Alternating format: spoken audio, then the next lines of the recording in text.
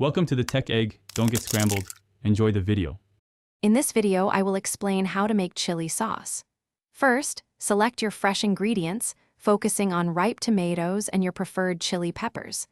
Next, prepare the peppers by carefully removing their stems and seeds. This step helps control the heat level.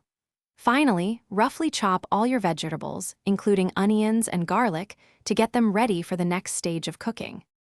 Now, combine your chopped vegetables in a pot with about 1/2 cup of vinegar and your chosen spices, like cumin and paprika. Simmer this mixture gently for approximately 20 minutes, allowing the flavors to meld. Once cooked, carefully transfer the mixture to a blender and process until it becomes wonderfully smooth.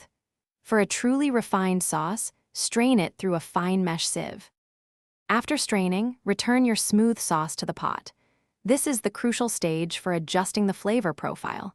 Add about 1/4 cup of sugar, 1 teaspoon of salt, and any additional seasonings you prefer, tasting as you go. Continue to simmer the sauce over low heat, stirring occasionally, until it thickens to your desired consistency. This usually takes another 15 to 20 minutes.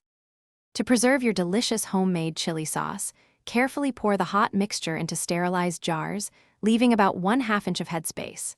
Seal the jars tightly with lids and process them in a boiling water bath for 10 minutes to ensure proper sealing and safety. Also, be sure to check the description below for a link to the new Kindle Paperwhite and other great deals. Once cooled, store your chili sauce in a cool, dark place, where it will keep for up to 6 months. Thanks for watching. Consider subscribing if I helped unscramble your problems.